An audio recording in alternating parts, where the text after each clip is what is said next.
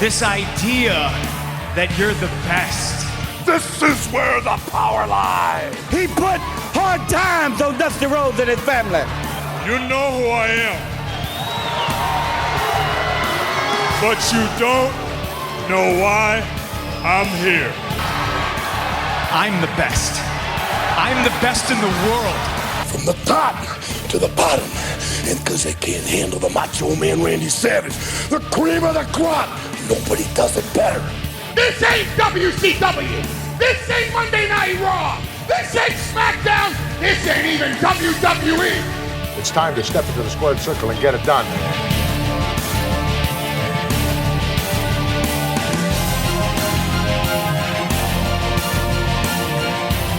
Welcome back, everyone, to Legends and Champions with me, Andy Evans. It doesn't say it on the graphic, but it says it on the archive. Andy Evans here, of course, joined, as always, by Stephen Bennett. Stephen, how you doing? I'm not too bad, Andy. Thank you. It is very wet today. It's been hammering down with rain here. I've got to go out later, hopefully. I'm not going to be going out in the rain. I'll tell you something. So obviously, we all know the kids are back at school now, right? Yeah. And we're going to break the fourth wall, as we always do. So we recorded last week's show yesterday, which was day one of the kids going back to school. It's now recording this week's show on the Thursday, which is day two of the kids going back to school. And my little one has decided to go to Breakfast Club, right?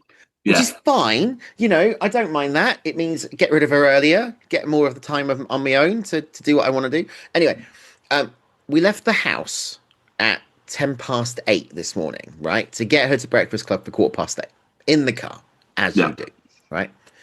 We left, we pulled off the driveway. It was dry. We got to the end of the road. It was torrential rain. And when I say torrential rain, it was, imagine Yokozuna crying. It's so random. It's so random. I couldn't imagine I didn't know where I was going with it. It just came down. It was, you couldn't see more than a foot in front of you. You could barely drive. It was aquaplaning everywhere. And I didn't have a coat. Didn't I? So I managed to park in the school, because at that point you can actually park in the school. Yeah. And Bella was like, I'm not getting out the car. I was like, get out of the bloody car, girl. So she got out the car, run, and we literally legged it.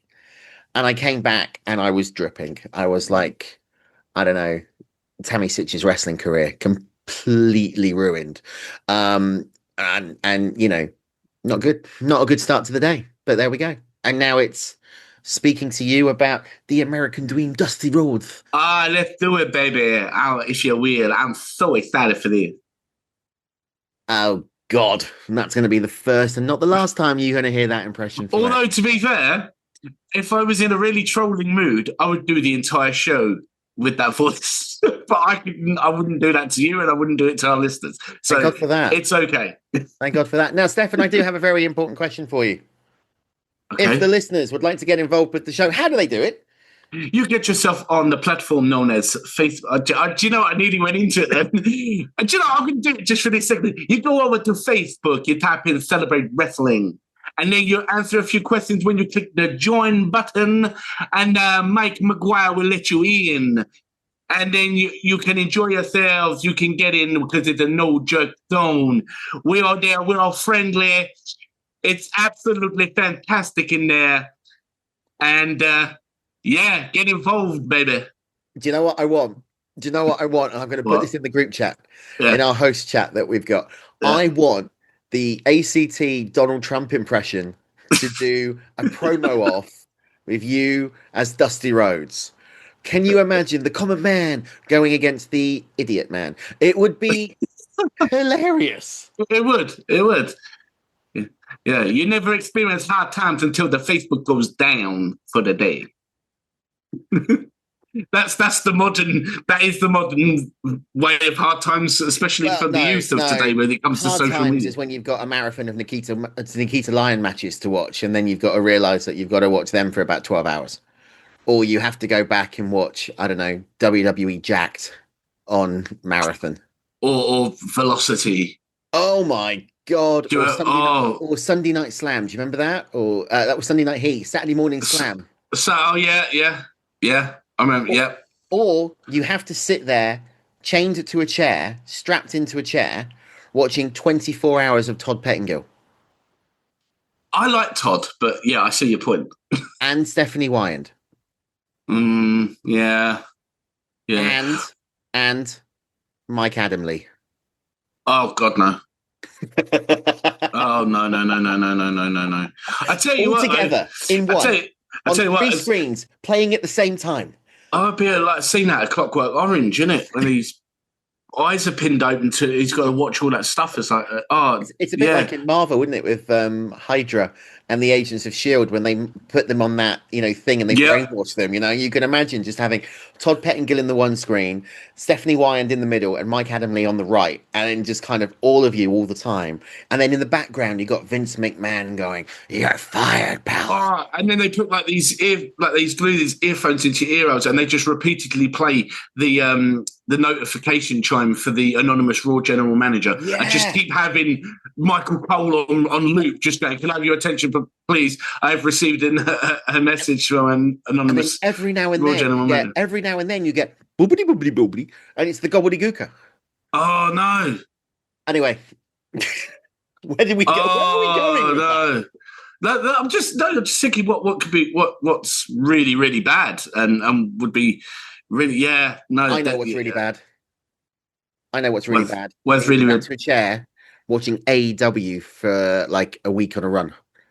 See, it depends on when, because the AEW's now, that would be bad. And bear in mind, we don't hate AEW. We're just frustrated because it's a mess. It is a mess. Like I can't. It's really difficult to follow AEW. It really is.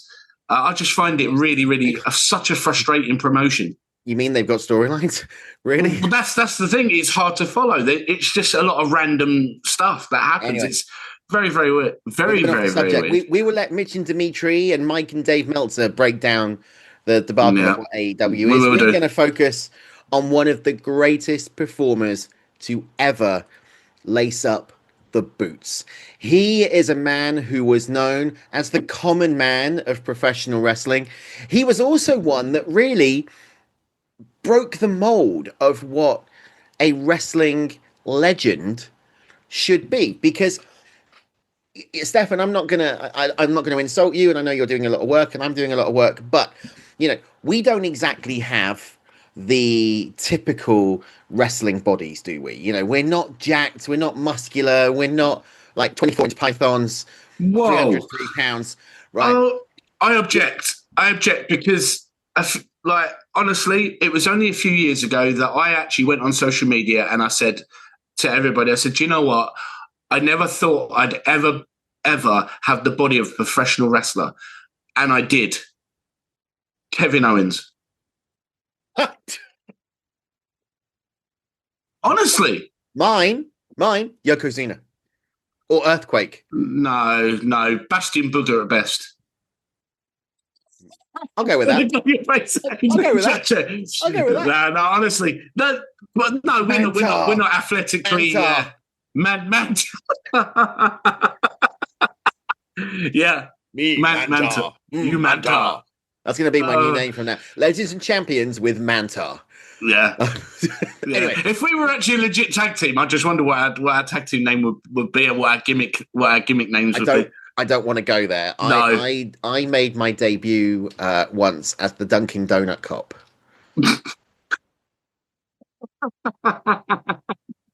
Luckily, there is no footage of this ever, but I remember a time where I got in the ring and the gimmick they wanted me to do was to come out wearing a flashing police hat and a bag of donuts. And I would get literally beaten to a pulp, and then I would crawl over to the turnbuckle, grab the bag of donuts, shove one in my mouth, and power up like Popeye. Do you know what? So basically, technically, you were Paul Blart Mall Cop before Kevin James was then, essentially. Basically, I was a jobber before the word jobbers were could you imagine that if we were a tag team, it'd be like, here comes Kira Cross and his tag team partner, Pepe Le Pew. Moving on. I was fine up until you said Pepe Le Pew. At least it's, thanks. Just because I've got the skunk. I'm trying to get rid of the skunk mark, but it's not coming out. It's called Just for Men, Andy. Pardon? Apparently, it's called Just for Men. We're going to go through a quick break. I'll be back in just a second. Hold the line.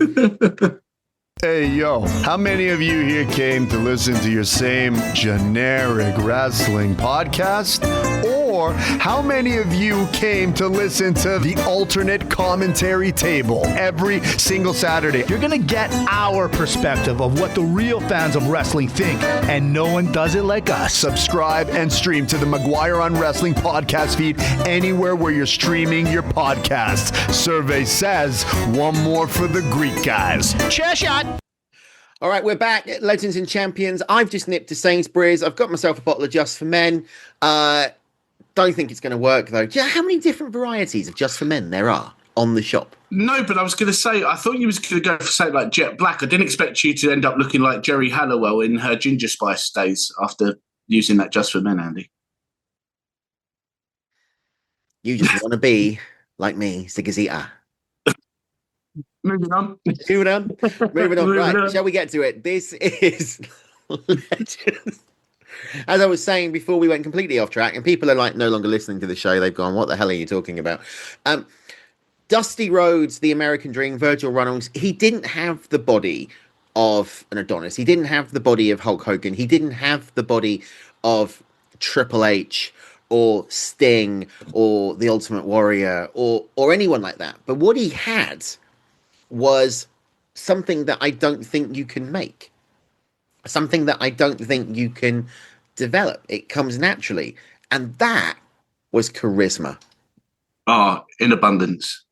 If you talk about the 1970s, the 1980s, the 1990s, even the early noughties, when he was still active, but obviously working NXT, Dusty Rhodes, the American Dream, oozed charisma, but he also oozed innovation and the power of connection, the ability to build rapport with the audience just from a promo. You go back and we play at the beginning of the show every week, the Hard Times promo.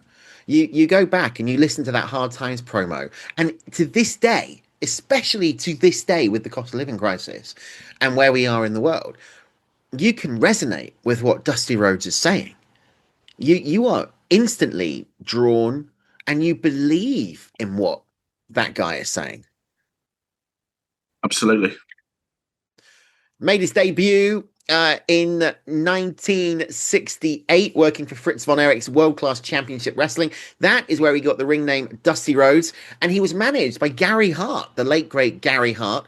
Now, can you imagine him as a heel? Because Dusty started as a heel working with Dick Murdoch, Dirty Dick Murdoch, as the Texas Outlaws. And they were all about these early years were all about hustling. Dusty's ability to talk his way in, his confidence really did foreshadow his legendary status as the microphone man. But it wasn't until 1970 in Eddie Graham's Florida territory where he really exploded onto the wrestling scene. In 1974, the biggest moment occurred for him, and that's when his tag team partner and manager betrayed him, turning him from the villain to the babyface.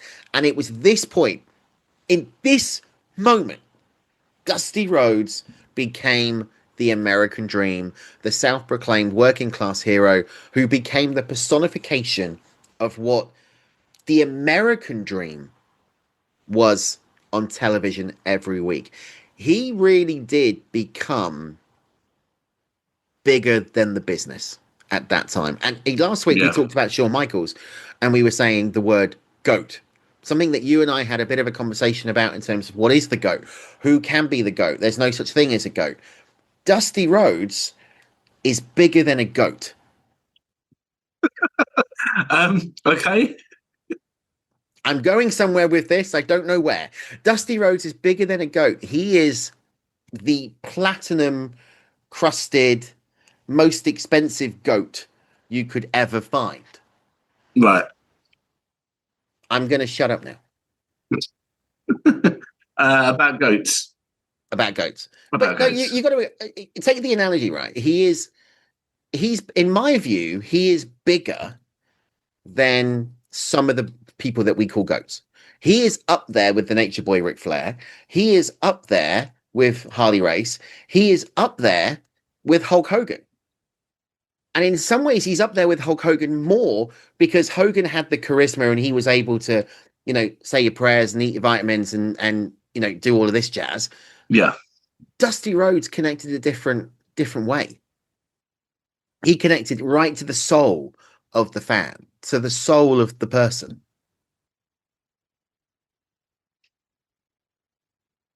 Yeah, I see that, and I think that's one of the things with Dusty, which I think it resonated with a lot of people because of the background, the story of son of a plumber, having that coming from struggling times, having that working class family that struggled, having that sort of childhood and I think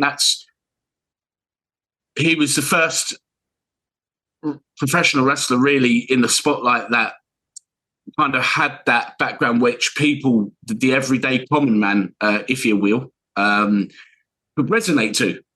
And they really believed in him. He was a representation of your everyday person who walked that kind of life, that struggled, had the family that, worked their asses off to just to put food on the table, just to provide.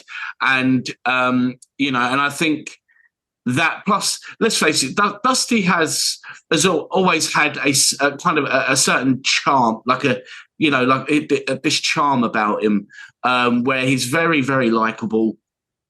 And, you can really, you really can, get on board with that personality that he brought. And as you said, with his charisma, was phenomenal. He was fantastic on the mic, even though this is the thing with Dusty Rhodes. He doesn't sound like your traditional top star professional wrestler. In every way you would have thought in terms of the formula, none of it should work. It really should. But Dusty was just a diamond in the rough. And if you think about as well, I mean, this is the 1970s and the early 1980s, right? His most notable feuds at this point are going up against superstar Billy Graham headlining Madison Square Garden, right? For the WWF. He is having feuds with the legend that is Harley Race.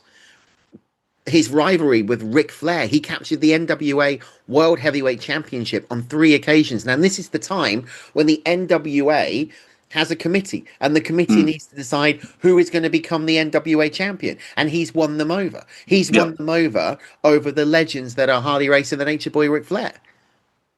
He's embroiled in a feud with the Horsemen. Yeah, absolutely. And it was more than just a wrestling storyline. It was a microcosm of social turmoil of the 1980s. The working class hero against the egomaniacal Nature Boy.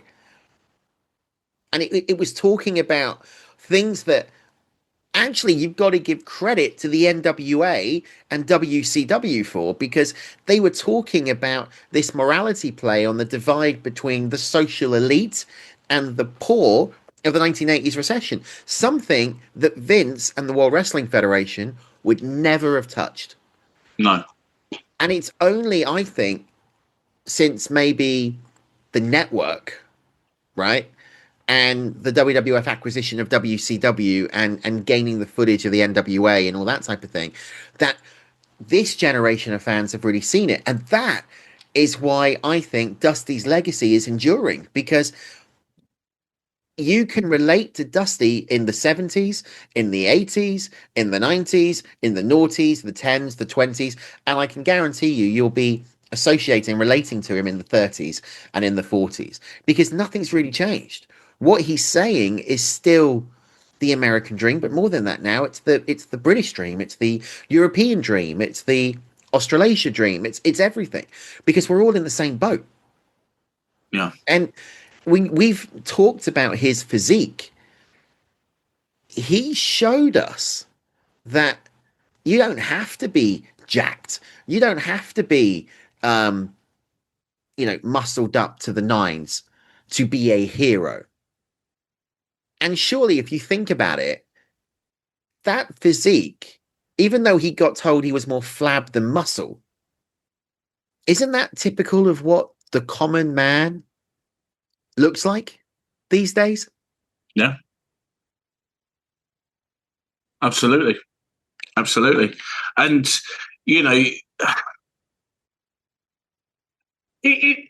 it would be very, do you know what? It's difficult when Dusty started out and was before my time. And obviously, I've gone back and I've watched a lot of, the stuff from before, and as I have with many legends and that.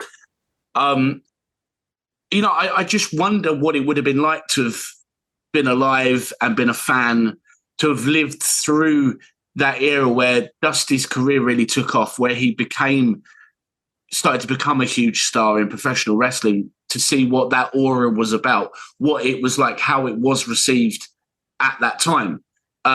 Because obviously, watching from the mid-'80s onwards, as I said, there was almost like a formula, especially when it came to like the World Wrestling Federation with the likes of Hogan and Sheik and Backlund and Savage, etc. And so my only real exposure to Dusty Rhodes was Polka Dot Dusty in the late 80s, early 90s. in the WWE. Yeah. And then obviously I love Dusty anyway. I just loved that. We talked about it on our SummerSlam 89 one when I did a very bad rendition of his promo before his match with Honky Tonk Man. And that's why I'm glad you're not doing the show in his voice. And, but seeing him even at his age, when he went to back to WCW, he did the work there. We did commentary there. He also wrestled in there. Was doing hardcore matches. Then you had him in, when he was showing up in ECW, and that, and even as he kind of was in those latter stages of his career, a lot of respect on Dusty, to be fair, but I never expected him to ever go down those paths, that's those stages of his career. No, and I get that. I mean, we'll talk about the hardcore stuff in a little while, I'm sure. Yeah. I mean, I wasn't a big fan of that. No. I think that obviously we know there were other reasons for that. Yeah. And we'll talk about that, I'm sure. But I remember Dusty Rhodes more as a commentator than as anything else, because if you think about it, like you said, neither of us were around when he broke in. Neither of us were around, really. Well, we were around, but we weren't, compos mentis enough to understand it, because the Hard Times promo was in 1985. Yeah. Right. Joe Aguinaldo would be the perfect one to speak to, because I know Joe is really passionate about this era and would really be able to kind of elaborate that. So maybe we will do that. We'll pick this up with Joe down the line. But for me, Dusty was a commentator. And obviously, I've now gone back and watched this stuff, and I've watched War Games and, all the stuff from Starrcade 85 and, the matches with Ric Flair and Harley Race and all that type of thing. But Dusty on the mic, I think, was ahead of his time. And I actually think it was a shame that Dusty was in WCW. I think he was wasted in WCW. I think in the World Wrestling Federation, he would have been flying on the mic. He could have been the greatest color commentator in history. But what I will say is this: he could build that connection with whoever he was sparring with on the mic, just like his days in the ring, right? Tony Schiavone, Bobby the Brain Heenan, we talk about 1996 Bash at the Beach. Yeah. That entire pay-per-view, not just the main event, but the entire pay-per-view, they were sparring against each other. You had two of the best going at it with Tony Schiavone in the middle. You go back to Super Brawl 1 with good old JR Jim Ross, and he called the matches with the emotion. He called the matches with that believability that made you buy into the fact that it's real, right? You believe the passion when he was talking about the Steiners against Sting and Lex Luger at Super Brawl. You could talk about this knowing Harley Race well when Vader came into WCW, when Big Van Vader debuted, with the Star Wars gimmick and Harley Race as the manager. You could hear Dusty giving you those little tidbits of knowledge because he's lived through it. He's dealt with Harley Race. He knows what Harley Race is going to do. All of this type of stuff. You could see the mind. And the one thing as well, the mind of Dusty Rhodes. And we will talk more about that in just a second. But I want to take you back. We've referenced it already. I want to take you back to 1985. I want to take you back to Hard Times. Because this is universally considered one of the best wrestling promos, not just in Dusty's career, but of all time. Let's get to it right now. Here is the American Dream, Dusty Rhodes. And Dusty, your fans welcome you back, man.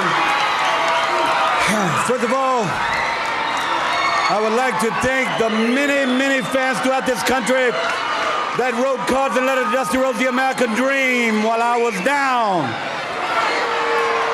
Secondly, I want to thank Jim Crockett Promotions for waiting and taking the time, because I know how important it was. Starcade 85 it is to the wrestling fans, it is to Jim Crockett Promotions. And Dusty Rhodes, the American Dream, with that weight, got what I wanted. Ric Flair, the world's heavyweight champion. I don't have to say a lot more about the way I feel about Ric Flair. No respect, no honor. There is no honor among thieves in the first place. He put hard times on Dusty Rhodes and his family. You don't know what hard times are, Daddy. Hard times are when the textile workers around this country are out of work and got 4 or 5 kids and can't pay their wages, can't buy their food. Hard times are when the auto workers are out of work and they tell them go home. And hard times are when a man has worked at a job 30 years. 30 years. They give him a watch, kick him in the butt, and say, hey, a computer took your place, Daddy. That's hard time. That's hard time. And Ric Flair, you put hard times on this country by taking Dusty Rhodes out. That's hard time. And we all had hard times together. I admit I don't look like the athlete of the day supposed to look. My belly's just a little big. My hind is just a little big. But brother, I am bad and they know I'm bad. And there were 2 bad people. One was John Wayne and he's dead, brother. And the other one's right here. Nature Boy Ric Flair. The world's heavyweight title belongs to these people. I'm gonna reach out right now. I want you at home to know my hand is touching your hand for this gathering of the biggest body of people in this country, in this universe, all over the world now, reaching out because the love that was given me, and this time I will repay you now because I will be the next world's heavyweight champion on this Hard Time Blues. Dusty Rhodes Tour 85 and Ric Flair, Nature Boy. Let me leave you with this. One way to hurt Ric Flair is to take what he cherishes more than anything in the world. That's the world's heavyweight title. I'm gonna take it. I've been there twice. This time when I take it, Daddy, I'm gonna take it for you. Let's gather for it. Don't let me down now, because I came back for you, for that man up there that died 10, 12 years ago and never got the opportunity to see a real Wolf champion. And I'm proud of you and thank God I have you. And I love you. Love you! It gives me goosebumps every time it's I incredible, hear isn't it? Yeah, it never gets old. And I think as well, it's still almost like that sincerity. There's a level of intensity. It's so believable. Like that's genuinely come from a place within.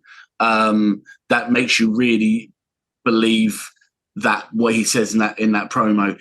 And I think, in a way, which I don't know what other people's perspective of it is, but to me, there's something very dangerous about what he says and the way he says it, because there's a level of calmness about it, but intensity. It's that, this is what I've done. These are my hard times. I've lived through hard times, as if to say, well, what are you gonna give me? I've had hard times. What exactly are you gonna? What have you got to offer me? As if to say, look, I've been through hard times. Like I'm ready for you. There's nothing you can throw at me that's gonna, be worse than what I've already been through. And to me, it kind of, is similar to that saying where you say, the most dangerous man is a man who has nothing left to lose. But it's in Dusty's own way. What's more dangerous than the man that's been through the hardest of times and survived? He's ready for you. I've got nothing to lose. I've got nothing left to lose. Exactly. And like I said, it's the calmness, and it's believable. And you're right. Listen to that, get goosebumps every time. But he's got the ability in that promo to do the calmness. But then he steps it up, and then he just brings it straight back again. Yeah. And I was thinking about this because I've done all the, I do the research for the show, and obviously I'm lead host, so I kind of lead the direction of the conversation. But I was sat there when I was doing this research, going, who else? What other promo could do that? And you know what? I have struggled to think of a promo from any performer, from WCW, from ECW, from New Japan, from World Wrestling Federation, that has got the same magnitude as what this. You can obviously talk about Austin 316 says, I just kicked your ass or whatever, but they're not the same. This one, this is more than...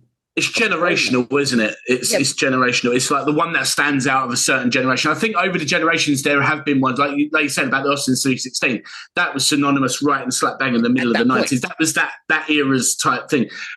This one was, for me, it was kind of like the originator. It's kind of like where it really... But it's 1985. Yeah. It's 2025 now. Yeah. That's exactly. 40 years. One promo which still stays with, which I think I know a lot of people go, that's a brilliant promo, that's brilliant, and all that lot. And I know Will Sasso does. He did on Chris Van Vliet. He did, but he did. It was a Jake Roberts promo, and he actually did this on the Chris Van Vliet show once, and it was so brilliant because he even used the same intensity with the eyes. It was absolutely brilliant. So definitely look that up if you can. Oh, is that was that the WrestleMania 7? Yeah, it was the Ted DiBiase promo that Jake did when he actually says the whole thing. He says, about how ironic that the money that you'll beg for is your very own. There's something in that, the way that you have taken a man that boasts that he has everything. Everybody's got a price and here's Jake Roberts, like literally staring through your very soul saying, you're going to beg, I'll make you beg, basically saying, I'm going to make you beg for your own money. And he's just saying how ironic the money you beg for will be your very own. There's something about that that's so good. The only other one I could really think about that would be similar to this, again, is a Jake Roberts promo. Yeah. WrestleMania 7. It's when he's going into the match with Rick Martel. Yeah. And it's the blind leading the blind, and and again, you talk about Dusty not having the greatest physique. You talk about Jake Roberts not having the greatest physique, right? Mm-hmm. But they could cut the promo. But this is why I'm looking forward to when we get to it, because we already said ages ago that we will do a show on the best, mic talkers and the best promos and that. And that's one of the things I think we will save a lot of this for them, because we will be able to really dissect and go into ones which we consider, and maybe get people involved in the chat before we get to record it, to see what they believe is their favourite promos and why.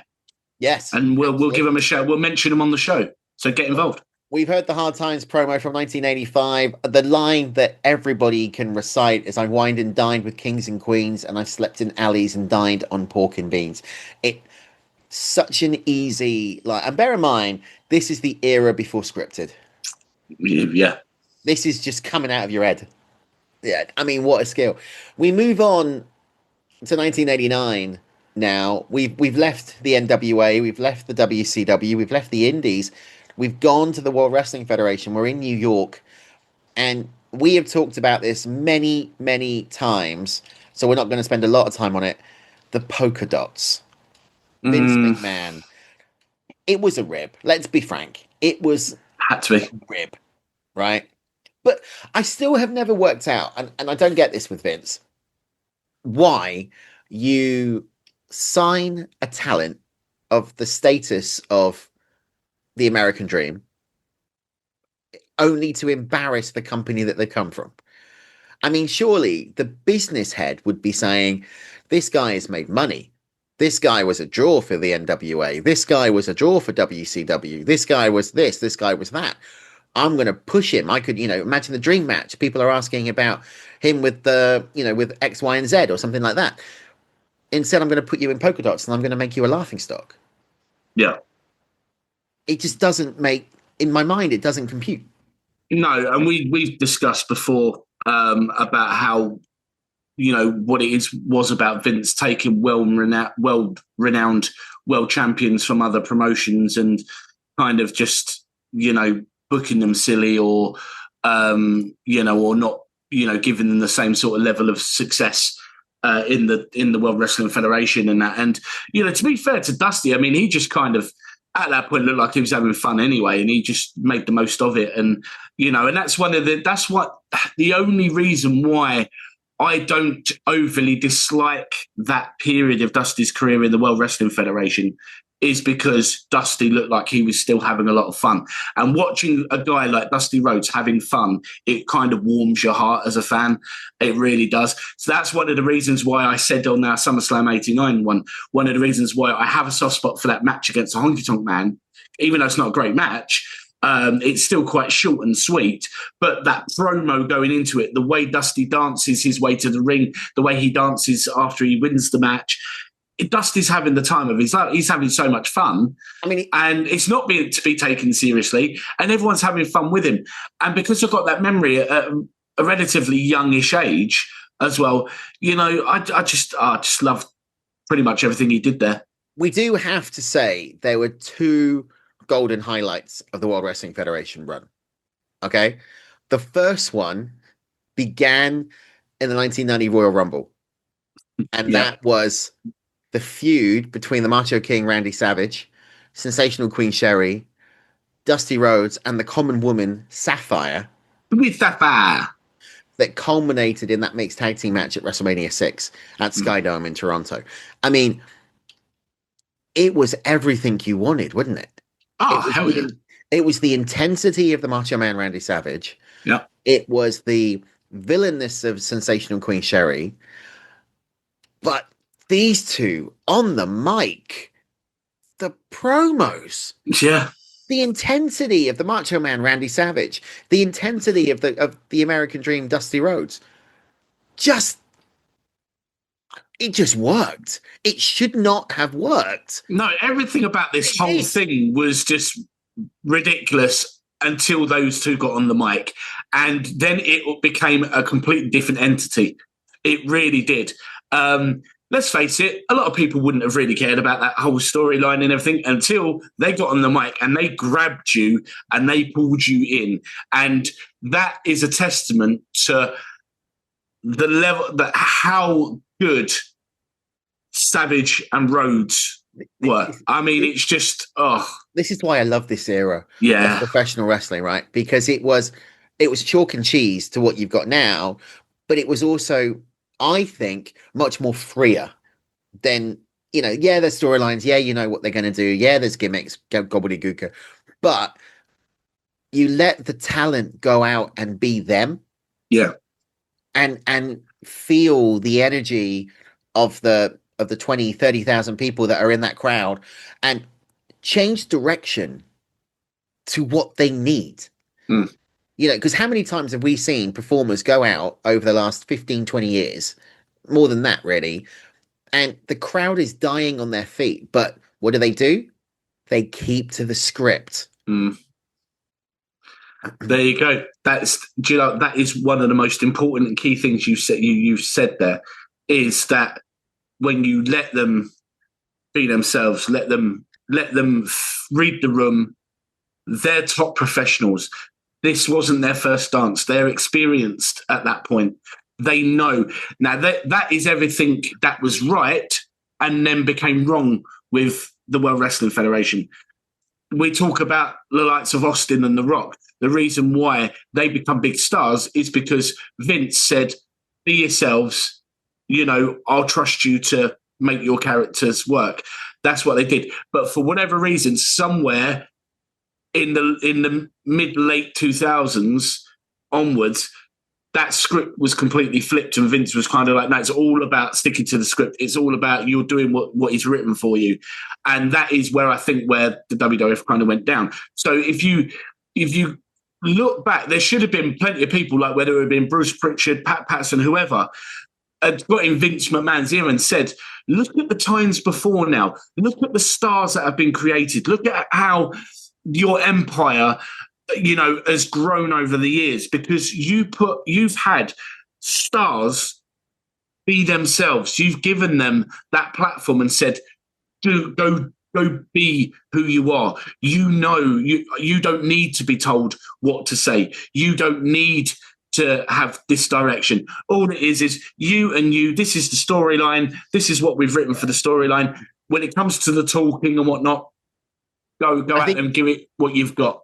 I think the problem is when they dropped the F and they became the E. When they became World Wrestling Entertainment. I mean, we're going off topic again, but when they became World Wrestling Entertainment, they dropped the sports aspect of it and they became more of the entertainment, and it was Hollywood. I mean, there's that scene in Beyond the Mat, right, where you see Vince literally directing Mick Foley on how to come out as Dude Love, and the cameraman how to do the shot, start from the boots and go up, right? Yeah.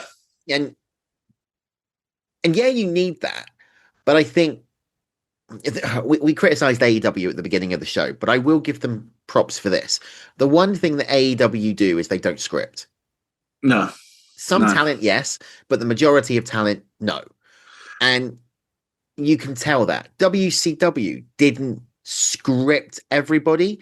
They bullet pointed. They gave you the bits that they wanted you to get over, and you went out and cut the promo. Yeah. We saw in 1997 that didn't quite work all the time when the Ultimate Warrior debuted, but you see where I'm going with this. Yeah. Vince wanted to become, he wanted the WWE to become Hollywood. And they're still doing that. Slightly not as bad, but I do think that this area that you're talking about is when Vince began to lose grip on reality. Yeah. I don't see it as going off script, because it is in many ways more relevant to what we're talking about than what it may have seemed at first. Because, and I mean, and I will say this as well, I mean, people may not know this. There's a video, I actually came across it on Facebook yesterday. There's actually a video clip on social media, it might be on YouTube, where it's the outtakes of the Ultimate Warrior is being told he's got to apologize because apparently he snubbed the fan or whatnot. And you actually see Vince like literally almost berated Warrior to say you got to, and Warrior is getting really frustrated because he's stumbling over his lines. He's saying, I'm saying sorry, but I don't even know what I'm saying sorry for. And Vince says to him, he says, Jim, it's a work. We're working here. And and it's a really, some people go, I might be a bit daft, but it's actually one of the most exposing insights to how all that worked behind the scenes. I mean, it's very raw. And I actually felt sorry for Warrior, because if I had been in his position, I would have turned around and said, look, let me know who this guy is and I'll apologise and that. There's no need for all this. But Vince is like, no, like you're doing it as Warrior, you're doing it this way. And it's just... But it's like that moment in WWE Unreal, though, where they're talking about the road to WrestleMania and they've got the Charlotte Tiffany Stratton promo where they obviously went totally off script. And then I remember the buzz about that. So I remember kind of like, obviously we didn't do TSC, but I remember, Mike talking about it on Maguire on Wrestling and Mitch and Dimitri talking about it on the ACT. And the one thing I think everybody, and you and I said it as well, was I'm invested in that now. Yeah.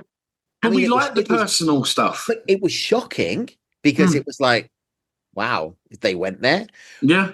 But you were bought into it. I was suddenly bought into Tiffany Stratton. At that point, I thought, do you know what? She hasn't got a chance of beating Charlotte Flair. When she cut that promo and she said that, and you saw Charlotte's reaction, it was like, okay, they could do this. What was interesting was watching Unreal and seeing Triple H flip. Yeah, going, that's not how we do things. You've got to get Tiffany to apologize, blah, blah, blah, blah, blah. But we had it a few weeks ago on Raw between Nikki Bella and Becky Lynch. When Becky Lynch referred to her relationship with John Cena, which, to be fair, it's not the first time people have alluded to her Nikki's relationship with John Cena when they've had war of words over the mic doing promos on each other. But I think there's a level of to be fair, some wrestlers, they actually don't mind people getting a little personal as long as it doesn't cross certain lines. They don't mind bringing a little bit of realism into it. And, and I think sometimes it can be necessary, like I said, providing that the other talent knows that you're not going ahead. I mean, I'll tell you from a personal standpoint, if I may, just when I debuted in Elite Wrestling Entertainment as Kieran Cross, and I was managing my client. I was a heel manager, managing my client at ringside for his I Quit match, because the guy, Matthew Nicholson, who I was managing, he was getting ready to leave the company to pursue his MMA career. This is legit MMA career. And basically I was going to screw him over in a line with the face guy that he was facing. And I said to him, backstage, I said, whatever I say on mic, bearing in mind I need to be as despicable as possible, whatever I say on mic, like, forgive me, none of it's like actually personal. I'm just getting some heat. And he said, I trust you, it's fine, whatnot. And I made the comment, which is on video, and that when I had the mic and he had a chain wrapped around his neck, I attacked him with my cane. I said to him about quitting. I said, right, quit. I said, think of your MMA career. And I said the term which got me hit. I said, think about your beautiful woman at home. I'm sure she'd love a demon like me between her sheets. And the crowd went, whoa, like that. And like I said, quit now and end this, or we'll end you. And it was really intense and whatnot, which it led to him saying, I quit. And afterwards, I said to him, I really hope you didn't mind what I said. He went, did you hear that reaction? I went, yeah. He said, we're good. No problem. That was it. And I think if you have that, if you can let them know that you might go a little bit personal, but just say, look, it's all in jest. It's just storyline purposes. At the end of the day, if I say anything and you're not happy with it, please come along and tell me, and I will apologise. But it's all and whatnot. So I think it's a level of, you can bring personal realism topics into promos, but I think you've got to be careful of where that line is and tread very lightly, because there can be a very thin line with certain wrestlers. Every individual is different. Yeah, if you should do it to Ryback, you go, oh, you called me a crybaby, blah, blah, blah. I'm going to go on social media and tell everybody that, I'm traumatized by what you said, that you called me a crybaby, That's my interview with Ryback out the window. Damn. He doesn't remember, Ryback doesn't like bullies. Do you remember when he used to say that? You couldn't pronounce bullies. Yeah, let's move on. Back to Dusty Rhodes now. I don't know where we went with that. The other highlight, I think, for Dusty's WWF tenure, apart from the polka dots, was the establishing of the Rhodes family, because it was in 1991 that the natural Dustin Rhodes made his debut in the World Wrestling Federation. They had the match at the Royal Rumble, very short-lived. He then went back to WCW. So did Dusty Rhodes, but it began this legacy, if you will, of the Rhodes in the World Wrestling Federation. You saw what I did there, and I can see your face. I was like, I'm not going to say it. Yeah, because 1995, Dustin returns back as the groundbreaking Gold Dust persona, which we know Dusty wasn't overly impressed with that. Dustin also wanted to stick it to his father. That's a direct quote, because of their complex relationship.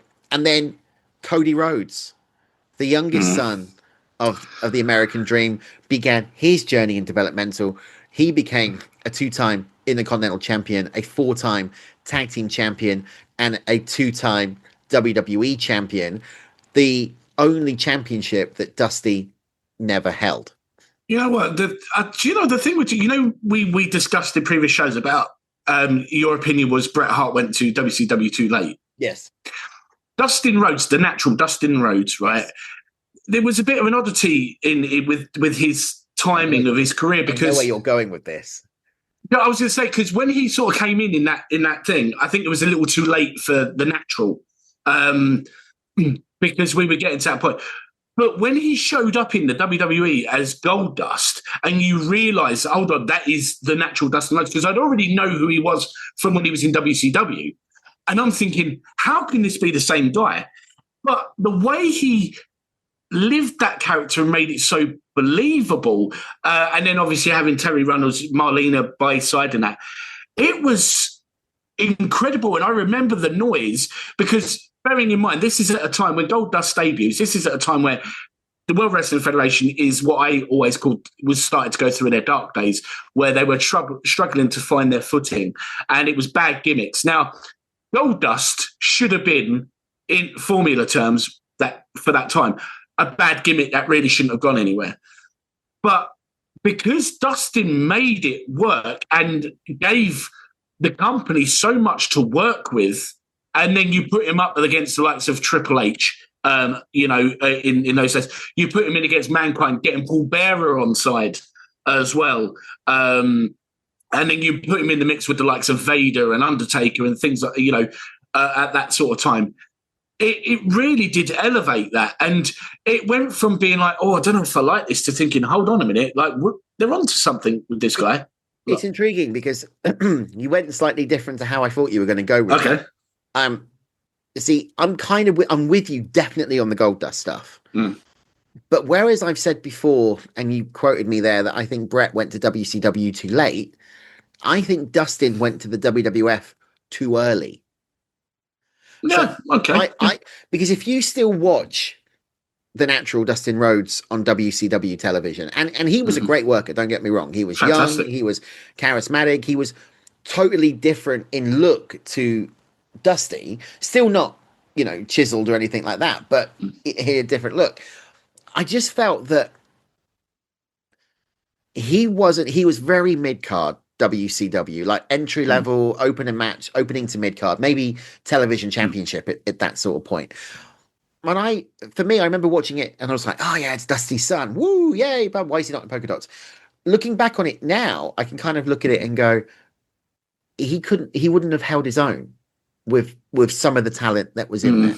I don't think Dustin could have held it with Davey Boy. I don't think Dustin could have held it with Bret. I don't think Dustin could have held it with Kurt Hennig at that point. However, I also think there was an issue of you're in your father's shadow. Very much so. That was a thing. So 1995, when Dustin came back, completely repackaged as, let's be frank, the most off-the-wall shocking character, excuse me, in World Wrestling Federation history at that point. Well, it was, wasn't it? It was that shock factor, because it kind of that introduced a lot of homosexual innuendos and things like that. And for a lot of people at that time, it was uncomfortable. Yeah. And it was different. But I was just going to say, do you remember the Royal Rumble in 2000 when the Headbangers, they came out and they had those fluffy cones on their chest, like looking like an 80s Madonna type thing? Yes. I remember making the comment when I watched that, because it was a night before I had an exam as well at Sixth Form. And I remember saying, I remember calling it, come out saying, has he been in the artist formerly known as Goldust's wardrobe or something? Because it looked like something that I'm sure Dustin wore during his artist formerly known as Goldust run. I'm sure he had something like that on at some point. That's where I think it went wrong for Dustin. Yeah. When they started turning him into the comedy character, that's where it went wrong, and he never quite got it back again. The one thing that I do think they missed the ball with Goldust was not putting the heavyweight championship on him. I mean, I see your point. I didn't. How shocking would that have been? It would have been shocking. I mean, like we said, nothing wrong with Jinder Mahal, like on the Indies. Like I said, he's a great worker, but the way WWE booked him, like and then made him champion out of the blue for shock factor, it would have worked absolutely, and I wouldn't have begrudged him that. I think the artist formerly known as Goldust thing, aligning with Luna Vachon, God rest her. I think. Yeah, that was the beginning of the downfall. What I did like was when he came back as Goldust in the 2000s, and he would align with Booker, and we see all those brilliant backstage segments where he's just having the comedy, basically doing the R-Truth stuff before R-Truth did R-Truth, and all that, where he would do his stuttering and he's pretending to be The Rock, so he paints the eyebrows up his forehead, and he's having some chemistry with that sort of stuff. I didn't mind it because it worked in terms of the comedy, and I did enjoy it. It was entertaining, but for me, what didn't sit right by me was that thing where the spotlight was being taken off his in-ring ability. He was a great worker, and when you turn someone into basically just a comedy on-screen persona, and you start to ignore their actual talents, how good they really are at what they do, that for me is a problem, and that doesn't sit right by me. That's that for me is not what I like. I don't like that. The problem is they tried to do lightning in a bottle too many times with Dusty Rhodes, and it didn't work. One person they did it right with was Cody Rhodes. Cody's a lovely chap. I've met him a couple of times and called a couple of his matches, and he was a genuinely nice guy. Do you think, though, and we're gonna begin to kind of talk about the latter stages now, but do you think that Cody is actually doing a disservice to Dusty now by continuously bringing him up in promos, by continuously referencing his dad? I mean, the beginning was when he was doing the story to win the championship, I was on board. Yeah. Right. I think beautiful story, and the way they did the tribute, absolutely amazing. But I wonder now if you're pushing it too hard. I feel, I mean, I agree with what you say. When it works, it works. When it's necessary, and for the journey towards the title for those couple of years, absolutely. See, I'm kind of glad that it's not being mentioned as much. I do think that, personally, this is my personal opinion, I do feel that Dusty's probably looked down and seen what Cody's done, and has, the biggest proud fatherly smile on his face. I don't think necessarily it's so much Cody, because if you think about it, we went through this with Eddie, didn't we, with Ray, when Ray won the Rumble, and they kept pushing the whole everything's in memory of Eddie. Yeah. This is all for Eddie. And it's kind of like, look, you've paid the respects to him. We'll never forget Eddie. It's great to celebrate Eddie, but I think for storyline purposes, and to basically, they basically turned Rey Mysterio's success into it being all because of Eddie, and that didn't sit right with me, because it was like, hold on, Rey Mysterio is Rey Mysterio, and as good as he was in his own right. Yeah, we know how close him and Eddie were. This is, yes, celebrating Eddie, but him winning the Royal Rumble wasn't. Eddie helped him get through it, and all that. For me, that's. But I think it's slightly different there. I get where you're coming from, and I think that was a massive storyline. They turned that into a storyline because then, Ray won the World Championship at WrestleMania that year, so dedicated it to Eddie. That was a major storyline, and I get that. I think where I'm going with the Cody Dusty bit is, the storyline wise, that's fine. But even in, the backstage, the podcast, it's Cody. Press interviews, it's Dusty, it's Dusty, it's Dusty, it's Dusty. It's like, we get it. You're proud of your dad, right? Move on. What's your legacy going to be? I don't know. Maybe there's something, there's part of Cody that, that believes that's what people want to hear. That's what, people want to know, the whole Dusty thing. maybe Cody feels he needs to talk about Dusty as often as he does. And, there's nothing wrong with that. It's his father. I personally don't mind. Yes, there is an element of, we know who Dusty was. We love Dusty. We'll never forget Dusty. We know Dusty would be proud of you. But you are not Dusty. You are Cody Rhodes. Yes, you are one of his sons. He's without a doubt got every reason in the world to be proud of everything he's achieved and accomplished. We know that Dustin is incredibly proud of Cody. I mean, as I said, when I was at Mania 40, when he won the title from Roman at WrestleMania last year, and being there when we came out of our suite, and Dustin is there in the hallway with this biggest smile on his face and grin and looking really emotional. That was it hit me, because I'm like, I'm actually seeing how over the moon Dustin is right now, that he's witnessed his brother. And, and that's before, obviously, Dustin's going to go actually down to see him backstage and celebrate. And he's there with QT Marshall and Ricky Starks. The three of them were there. And Dustin, honestly, he looked like a proud older brother. And that's lovely. It's beautiful. They've had a tumultuous relationship. We know that. 100%. The one thing that we can see is Dusty was not just an innovator in the ring. No. He was an architect behind the scenes. And we've referenced it. We've referenced War Games. We've referenced Starrcade, the Great American Bash, all his creations. But what some people might not know is he was really responsible for elevating some of that talent, the early talent of the 80s that are now become legends. Sting, the Dragon, Ricky Steamboat, the Road Warriors. But more than that, story with Flair. Yeah, and we reference that stuff with Flair as well. Yeah, it's just insane. More than that, I think what we know him for are Dusty's kids, NXT. Man, I raised some weird kids. I love that line. I loved it when he did that.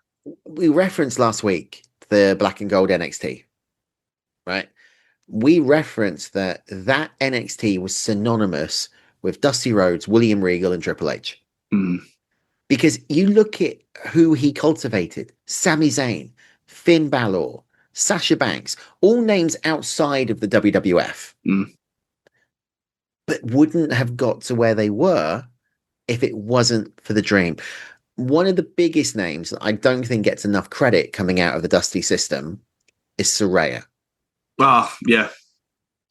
That, I mean, I'm going to ask you, I'm going to get your opinion on this. Oh, God. Total Divas, what they did the coverage of when they all found out. I think they were on like a safari, weren't they? They all get the news of Dusty's passing. Do you feel that should have been included in that? I don't. It hit Saraya hard. It hit some of them very, very, very hard. And I always say, Dusty, when you lose guys like Dusty, men, women, legends like Dusty, who offer so much more to the business than just what they've done in the ring in their own career path, what they've done for others behind the scenes, the knowledge from all those years, they've lived and worked through all those different eras. They're the ones that have that knowledge that can really give you something to help you. It is a huge loss. I don't think the company will ever get over losing someone like Dusty. There'll always be that void. We talked about on the last show when we spoke about Shawn Michaels, about what a great job he's doing, and fair play to him. Could you imagine what it'd be like if Triple H went before Vince got involved again? Or Shawn Michaels got to still work with both William Regal and Dusty Rhodes now. I mean, could you imagine what it would be like for the TNA talent that are coming into NXT to come in and get to work behind the scenes with Dusty Rhodes and get that? I mean, we've heard them talk about how great it is to, work with Shawn Michaels as an outsider coming in.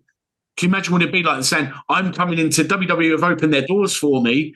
we're coming in and I'm being greeted by William Regal, Shawn Michaels and Dusty Rhodes. And like, honestly, you think you've struck a gold mine. Take my money now. Absolutely. And there are some losses that can never, ever, that leave voids that can never be filled. And Dusty, 100,000,000% is one of those. You know, we referenced earlier on about the hardcore stuff in WCW, and that was primarily because of money issues. And Cody's talked about that. He was bankrupt, you know, and I think we're not going to focus too much on that because that's not any of our business, right? The money issues of Dusty Rhodes. But what I will say is, storyline or no storyline, right? Again, you talk about the common man. We've all been there. We've all gone through it. And it just kind of, again, resonated about how similar he is to us. And we're going to wrap it. We're going to start to wrap up. I just want to say, when you see the footage of the way he would speak to, when you look at the footage that there is of him behind the scenes working with the likes of Sasha Banks, Becky Lynch, Charlotte, for example. I mean, Charlotte, you know, learning and working with a guy that, you know, was having Blockbuster sell out title runs and that with programs with Ric Flair, with her dad. I mean, you know, but if you see the way he would speak to the women, how he always came across very calm and gentlemanlike, and that the way he handled the female talent, he did come across like a protective father that was very respectful, that, you know, was very gentle with them. And, you know, and I think that is a testament to the person, because that's one of the things I've always thought about Dusty Rhodes, is what a calm, what a real gentleman the man was. What a gentle soul. An absolute, absolutely, and you know, and we miss him. We do miss him. I think, you know, Dusty's impact is far beyond that of professional wrestling, right? He is, and I think we've seen it today. He's widely regarded as one of the GOATs, one of the greatest of all time, a true microphone man, that unique promo style, that Southern preacher in the rap-like style that he did. Yeah. Oh, excuse me. The American Dream persona becoming a cultural archetype. His Son of a Plumber character, the Hard Times promo. Yeah. This powerful commentary on the turmoil of the 80s. But his legacy, I think, will always live on. You know, he's been inducted into multiple Hall of Fame, not just the WWE one. That distinctive catchphrases, that unique speaking style are still referenced to today. The influence of Dusty's on character work and promo styles is evident in so many performers of our generation. The American Dream wasn't just a wrestler. He was a cultural phenomenon, an innovator, and a symbol of resilience, whose American Dream continues to inspire. And I'm going to let you go out with the last word. No, because I can't top that. I can't top that. I really can't. Honestly, that was beautiful. And you said it perfectly. And I usually get the last word. And I think you get that one, because it's not yet over for me. And it's not yet over for you, because Andy Evans, are you ready? Oh, God. It's time to face the gauntlet. Well, while I get ready to sit in the gauntlet, let's go to a break. We'll be back after this. Gauntlet.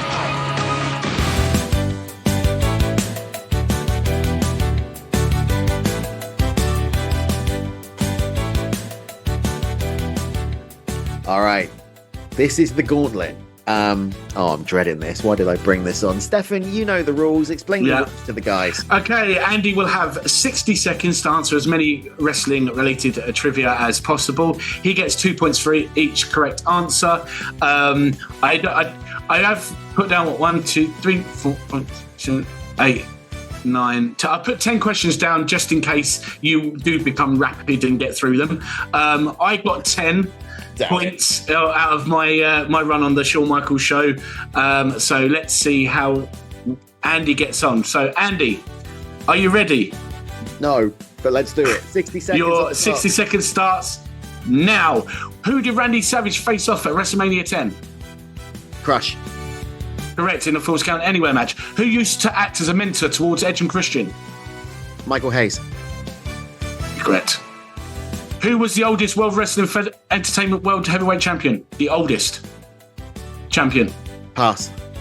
Vince McMahon. Who made a surprising return from injury to compete in the 2008 Royal Rumble match John and win? Correct. At King of the Ring 1997, who did Hunter Hearst Helmsley defeat in the final? Pass. Mankind. Which famous tag team defeated the Barbarian and Haku in the first tag team match at WrestleMania 7? The Rockers. Correct. I'll let you have that. Who were the first holders of the WCW World Tag Team Champions? Doom. Correct. Who was the first ever WCW US Champion? Rick Rude. Incorrect. Lex Luger. At which ECW event did Steve Austin make his WCW debut? Pass. Gangster's Paradise 1995. And that is your 1 minute. I'll give you this, but I won't let you have the points for this one. Who was the first ECW World Heavyweight Champion? Shane Douglas. All right. Okay, so you got 1, 2, 3, 4. So you have 8 points. God, I thought I got more than that. Okay. Yeah. They were a nice section. I like to mix it up. All right, There we go. it. That's the gauntlet. I got 4. Stefan's still in the lead. I'm number 2. Damn it, it's my game. If you want to be a part of the gauntlet, then let me or Stefan know on Celebrate Wrestling, and we will arrange for you to come on. We will do a section like this, and we will play the gauntlet with you. And who knows, maybe at the end of the year, whoever's at the top of the gauntlet, there'll be a prize. We'll sort something out. Yeah. That's it for this week. We'll be back next week with more Legends and Champions. And thanks everyone for listening. Remember what Andy said, get involved at Celebrate Wrestling, head over to Facebook, answer a couple of questions, get in, and you could be featured on the gauntlet. Are you good enough? Do you have the power of the gauntletators? And with that, Andy, say bye. Bye-bye. Bye-bye, guys. See you later. Take care. Bye-bye now.